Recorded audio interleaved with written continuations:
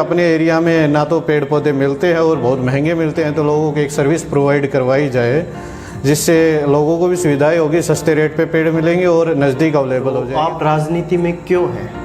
राजनीति की बात करें तो धीरे धीरे इंटरेस्ट बढ़ता गया राजनीति की तरफ। उसके बाद अन्ना आंदोलन हुआ, मोदी जी आए इतने बढ़िया स्पीकर, तो उन दोनों का ही ये मान लो एक बहुत बड़ा योगदान है राजनीति में। यूथ को जोड़ने का जो एजेंडा था, धर्म के नाम पे, जाति के नाम पे जो एंगल चल सकता है, पर्सनल किसी भी एंगल से, जैसे अभी राहुल गांधी के टी शर्ट के ऊपर बात की, शिक्षा पे कौन सी पार्टी ने काम किया है, स्वास्थ्य पे किस पार्टी ने काम किया है, रोजगार पे कौन सी पार्टी बात करती है, भाईचारे की बात कौन सी करती है, बिजली की बात कौन सी करती है, कानून व्यवस्था की बात कौन सी पार्टी करती है, उसके साथ जुड़ना चाहिए। तो आम आदमी पार्टी शायद कांग्रेस और बीजेपी की बजाय।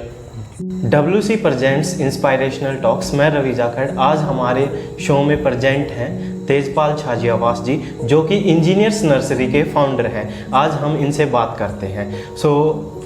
तेजपाल सर, आपने जो नर्सरी बनाई है तो इसका आइडिया आपके पास कहाँ से आया? भाई रवि जाखड़, सबसे पहले आपको नमस्कार, राम राम। नर्सरी का आइडिया जो आया है उसके पीछे कारण क्या है कि आज से 4-5 साल पहले पेड़ पौधे लगाने शुरू किए, सरकारी नर्सरी से लाके, आस पड़ोस की नर्सरी से लाके। तो उसके बाद क्या हुआ कि वहाँ से जब पेड़ पौधे लाते थे तो बहुत महंगे मिलते थे, सारे पौधे अवेलेबल नहीं होते थे। तो ये दोनों मेन कारण थे कि बहुत महंगे पड़ रहे हैं और अवेलेबिलिटी ना होना। तो इसलिए धीरे धीरे दिमाग में आया कि खुद के पौधे तैयार करते। तो खुद के पौधे तैयार करने शुरू किए, अपने पर्सनल टाइम निकाल के, जो भी टाइम बचता था, घंटा 2 घंटा, उससे धीरे धीरे इंटरेस्ट और बढ़ता गया। तो उसके बाद ये दिमाग में आया कि अपने एरिया में ना तो पेड़ पौधे मिलते हैं और बहुत महंगे मिलते हैं, तो लोगों को एक सर्विस प्रोवाइड करवाई जाए जिससे लोगों को भी सुविधाएं होगी, सस्ते रेट पे पेड़ मिलेंगे और नज़दीक अवेलेबल हो जाएंगे। दूसरा, हमारा भी पेट पालन हो जाएगा, एक प्रकार से धंधा शुरू हो जाएगा, बिजनेस हो जाएगा। तो इसी आइडिया को लेके चले हैं और लगभग हमारी नर्सरी बहुत बढ़िया ग्रोथ पे चल रही है। इससे पहले आप RPS में जॉब करते थे, हमने देखा था। तो आपने यदुवंशी में भी काम किया, RPS में भी काम किया और भी रेपुटेटेड स्कूल्स में काम किया। तो वहाँ पे आपने जॉब क्यों क्विट की? क्या रीज़न रहा उसके पीछे?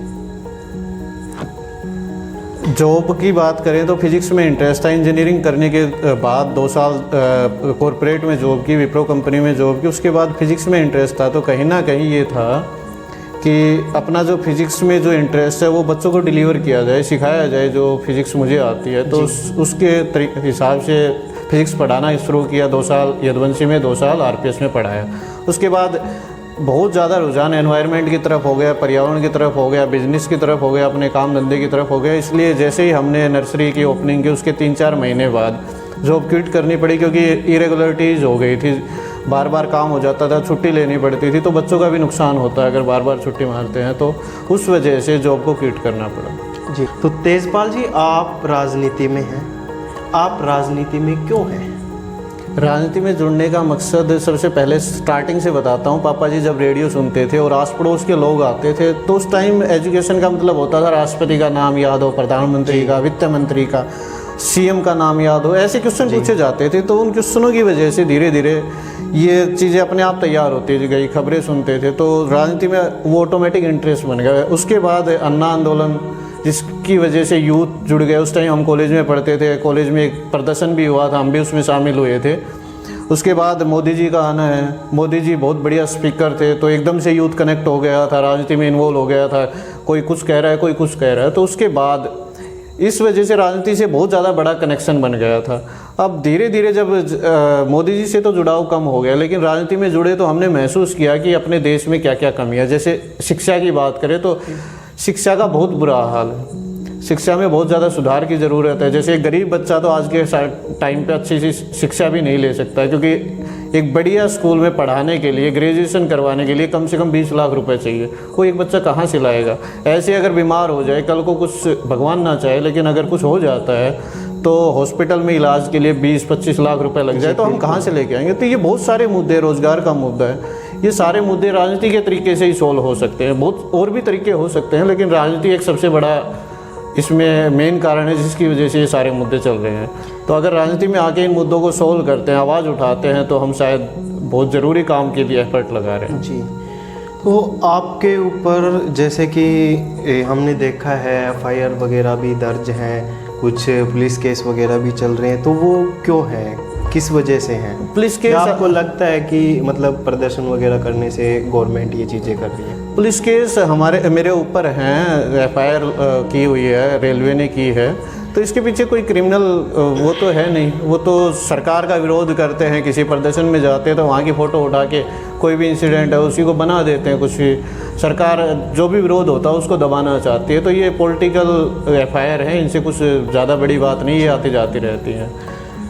आपको नहीं लगता आप एक साथ दो नाव में सवार है? एक आपका बिजनेस है, दूसरी तरफ आप राजनीति कर रहे हैं, आप दोनों को मैनेज कैसे करते हैं पैरेलली? बिजनेस का मतलब तो ये है ना, जैसे वहाँ से वो ऑटो मोड पे आ जाएगा कुछ टाइम पे, अब भी लगभग ऑटो मोड पे है, और भी ज़्यादा हम टेक्नोलॉजी का यूज़ करके उसको ऑटो मोड पे ले आएंगे। तो बिजनेस तो पेट पालने के लिए ज़रूरी है ना, राजनीति तो पैसा नहीं देती है आपको। हाँ, जब आप उस पद पे आ जाओगे, सीएम बन गए, विधायक बन गए, कोई पार्षद बन गए, तो वहाँ से छोटी मोटी सैलरी मिलेगी आपको, लेकिन और भी तो तब तक नहीं आते हो, पावर में जीत के नहीं आते हो, एक पद पे नहीं आते हो, तब तक तो खर्चा पानी चाहिए, अपना घर परिवार भी चलाना है। तो बैकअप के लिए कोई बिजनेस या काम धंधा या पैसिव इनकम का सोर्स होना चाहिए, वो तो ज़रूरी है। तो इसको हम दो नाव की बजाय ये तो कह नहीं सकते दो नाव में, वो तो बहुत ज़रूरी चीज़ है। आपके बिजनेस की यूएसपी क्या है, या फिर आप जो राजनीति कर रहे हो वो भी एक मतलब हम देख रहे हैं बिल्कुल डिफरेंट तरीके से करते हो, तो मतलब दोनों की आपकी यूएसपी क्या है? अलग अलग बिजनेस भी आपने बड़ी जल्दी एक छोटा सा मतलब नर्सरी स्टार्ट की, उसके बाद आपने ब्रांड बना दिया, पूरे दक्षिण भारत में ये ब्रांड है, ठीक है। इसी के साथ आप राजनीति करते हो, तो हम देखते हैं आपको कि वो भी एक मतलब कम्प्लीटली डिफरेंट तरीके से, जैसे और लोग करते हैं उनसे अलग करते हो। तो आपकी क्या सोच है इसके पीछे? दोनों की यूएसपी की बात करें तो एक कॉमन सा एक बात कहना चाहूँगा कि यूएसपी क्या है, जो लोगों की रिक्वायरमेंट है वो पूरी करने की कोशिश हो रही है, चाहे वो पॉलिटिकल एंगल से हो, चाहे धंधे के एंगल से हो, बिजनेस एंगल से, जो भी रिक्वायरमेंट है। जैसे धंधे के एंगल से रिक्वायरमेंट की बात करें तो सारे पेड़ चाहिए, एक जगह अवेलेबल हो जाए, क्वालिटी अच्छी हो, तो ये लोगों की रिक्वायरमेंट। हम कोशिश कर रहे हैं अपने बिहेवियर बहुत अच्छा हो, जो भी रोग लगते हैं उनका समाधान मिल जाए।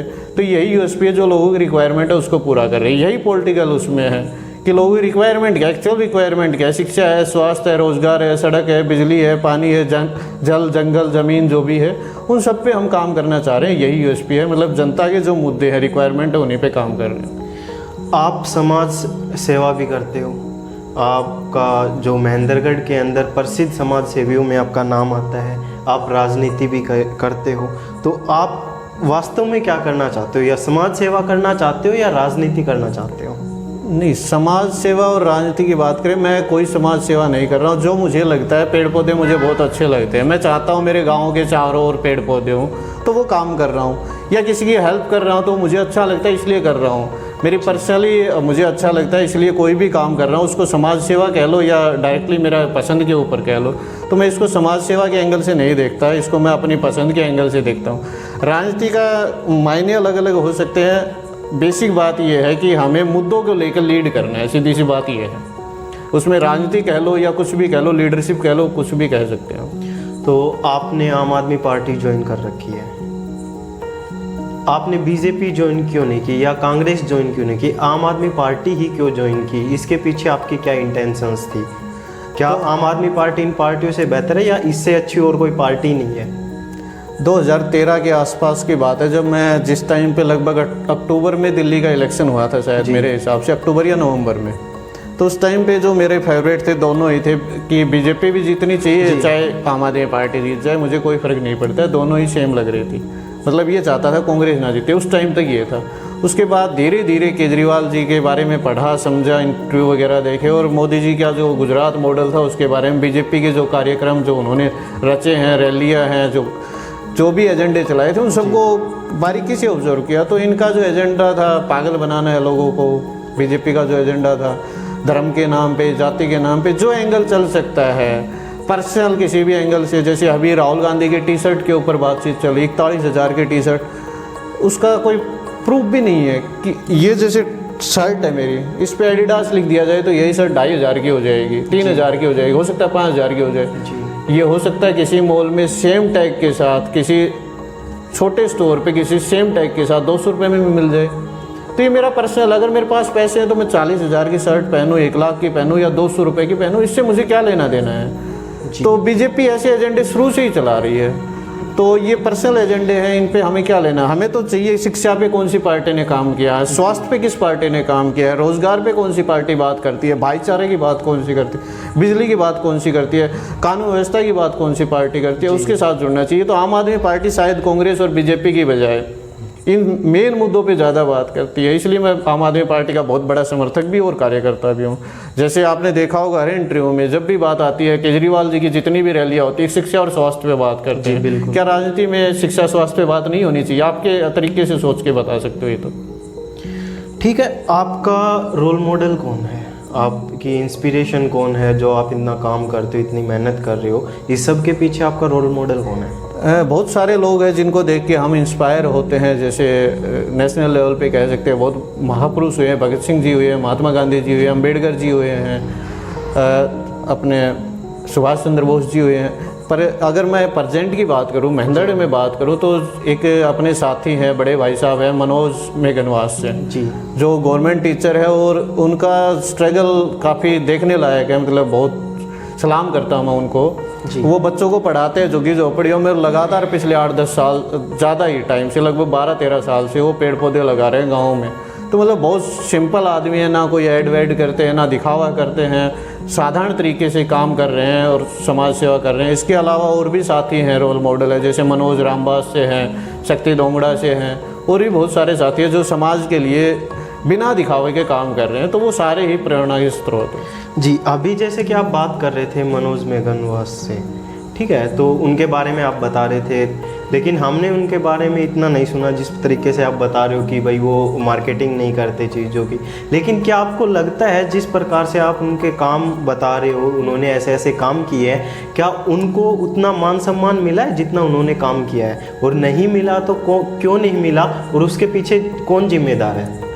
उनको मान सम्मान काफ़ी हद तक मिला है, लेकिन जिस तरीके से उन्होंने काम किया, इतने डेडिकेशन के साथ काम किया है, मेरे हिसाब से मान सम्मान कम है। क्योंकि आप कह रहे हो कि मैं कम जानता हूँ या जानता ही नहीं हूँ, तो ये मान सम्मान में कमी है। तो उनको उनके जो काम है यूथ को या सभी को, पत्रकार जो मीडिया साथी है सभी को उठाने चाहिए। वो खुद तो नहीं करते, बहुत सीधे साधे से आदमी हैं, भोले आदमी कह सकते हैं, चुपचाप अपने काम से काम रखते हैं जी, तो उसकी मार्केटिंग नहीं कर पाए हैं। जी, तो आपका जो इंस्पिरेशनल मैसेज है यूथ के लिए, आज के दिन आप देखते हो कि यूथ भटक रहा है, हम ये इंस्पिरेशनल टॉक शो कर रहे हैं, तो उसके लिए आपको एक मैसेज देना होता है यूथ को, तो आप क्या मैसेज देना चाहेंगे? मेरी तरफ से यूथ के लिए सबसे पहले तो मैं ये कहना चाहूँगा, जिस भी काम में वो लगे हुए हैं, चाहे नौकरी की प्रिपरेशन है, पढ़ाई कर रहे हैं, बिजनेस की प्रिपरेशन है, और भी कोई काम, जो भी खेल की प्रिपरेशन है, उसमें दम लगा दे, पूरी ताकत लगा दे जी। पर मैं एक छोटी सी सलाह और देना चाहूँगा, जैसे आपका फ्यूचर जो है वो राजनीति डिसाइड करती है, आप राजनीति को बाईपास नहीं कर सकते। आज का यूथ या आज के बहुत सारे पेरेंट्स हैं, आम पब्लिक भी जो है वो राजनीति को बाईपास करती है, इसकी तरफ ध्यान नहीं देती है, वो सोचती है हमारे काम की नहीं है। आपका जो फ्यूचर है वो राजनीति डिसाइड करती है। आपके बच्चों को शिक्षा कैसे मिलेगी, आपके बच्चों को अस्पताल कैसे मिलेंगे, आपको सड़क कैसे मिलेगी, आपको समय पे बिजली मिलेगी या नहीं मिलेगी, आपको पानी मिलेगा या नहीं मिलेगा, आपको गुंडागर्दी कैसी होगी आपके एरिया में। कोई भी आके काम धंधा कर रहे हो, बिजनेस कर रहे हो, तो कनपट्टी पे बंदूक तो नहीं लगा देगा।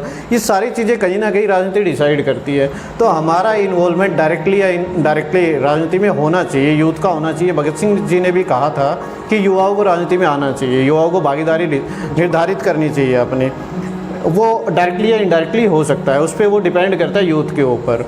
तो मैं युवाओं से यही रिक्वेस्ट करता हूं कि अपने जो मुद्दे हैं, कौन नेता आपका लोकल नेता है या नेशनल लेवल का नेता है या स्टेट लेवल का नेता है या डिस्ट्रिक्ट लेवल का नेता है, जो इन मुद्दों पे बात करता हो, जिसने इन मुद्दों पे काम किया हो, जो आपको डायरेक्टली इफेक्ट करते हैं, आपके लिए ज़रूरी है, उन पे जो काम करता है उसी को सपोर्ट करें, उसका वोट दें और ये चीज़ें बढ़िया से जज करें इन सबको। सो तेजपाल जी, आप हमारे शो में आए, इसके लिए आपका बहुत बहुत धन्यवाद। धन्यवाद। Thank you.